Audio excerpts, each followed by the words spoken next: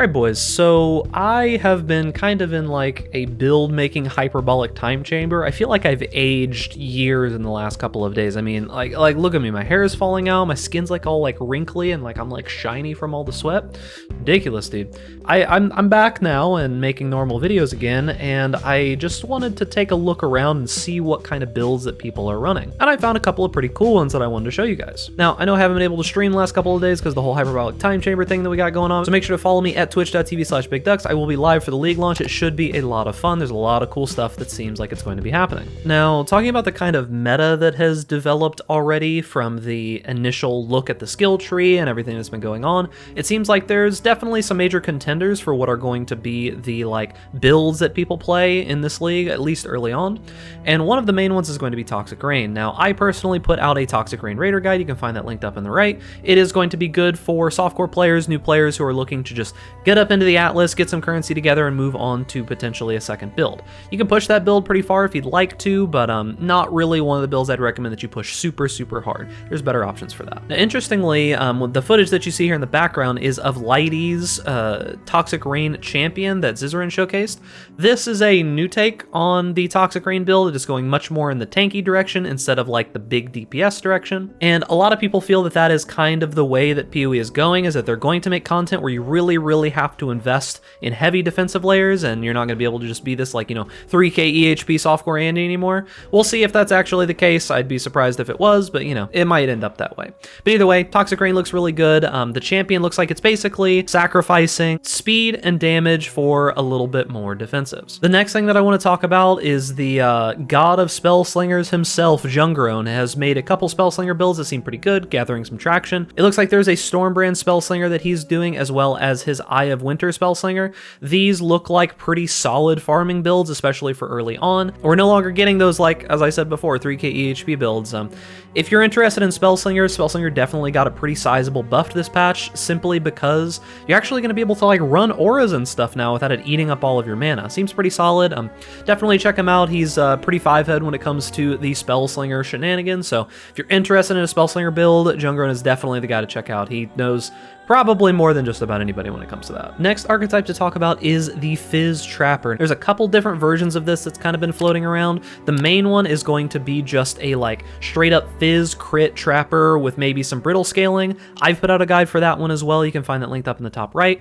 Very similar to like PathofMath's version of it. His is a little bit less tanky, a little bit more damage. There's a couple people pushing that particular build. Then there is also XaiTV's Physical Trapper, which is a poison variant. This is once again being showcased by XaiTV. XaiTV is doing a lot of work with a bunch of random people to get these build showcases out, and this build in particular is a little bit different from the Phys crit trapper one. This is scaling poisons, which means that the damage at high end is going to come out a little bit slower. Probably won't be as much damage in the end, but poison typically takes less scaling to do its damage, so you'll be able to invest a little bit more in defenses if that's what you want to do. So it's a little bit more of a tanky option once again. I personally think for softcore, the crit Phys trapper is going to be the one to do. Now, once again, on the XaiTV train here, because as I said, all of the videos from pretty much anybody are going straight through XaiTV. If you're interested in Cold DoT in particular, I'm not going to be doing anything with Creeping Frost, at least for right now. So if you are interested in doing a Cold DoT build, ShakCentral is pretty much the Cold DoT guy right now. He said that the damage is not really going down very much for the most part,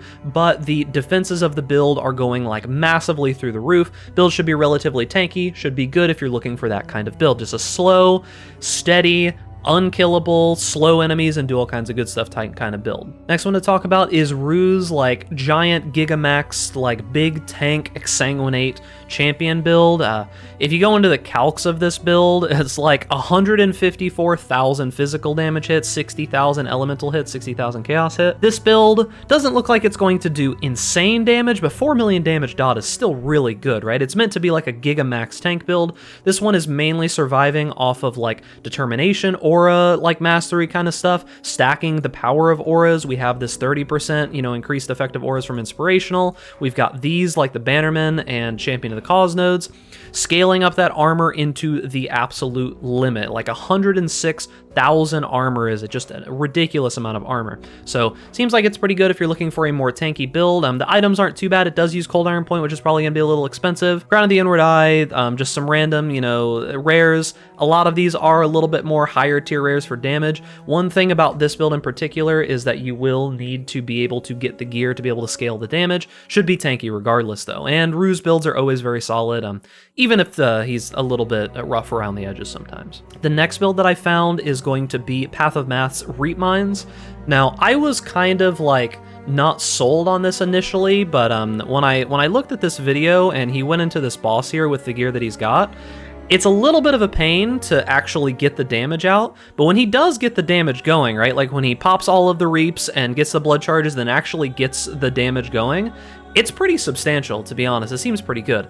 A little bit of a pain to play is what it seems like, but the base here seems really, really good. It seems like it has good clear. If you go back, he does like Exsanguinate for clear, but you could also clear with Reap, so that seems perfectly fine. It is a mine-based build, so if you don't like the mine playstyle, obviously it's not going to be for you, but seems like a pretty cool build. Last one is going to be Subtractem's Bane build. If you are a Chaos DoT fanatic, this is probably one of the ones that I would suggest for you. I'm not too big of a fan of Essence Drain Contagion anymore. This seems like a better way to go about it. Seems like a pretty solid build. Subtractem seems like a cool dude, and from what I can tell, there's been like a little bit of controversy or something with one of the videos that he made. Seemed like he appeased them pretty well after that though, but from everything that I can tell, this build looks pretty solid. Boss damage, as is the case for most Chaos DoT builds, doesn't look amazing, but it does seem mostly passable, and it's pretty much all automatic, right? You put down the dots on the enemy and then you just kind of run around and dodge stuff. That's pretty much the case for most Chaos DoT builds. And that's going to be it for the video. Now, if you have some ideas on some other amazing builds from content creators that I didn't cover here, make sure to let me know down in the comments. I'll try to read through them, and maybe some other people can get some ideas as well.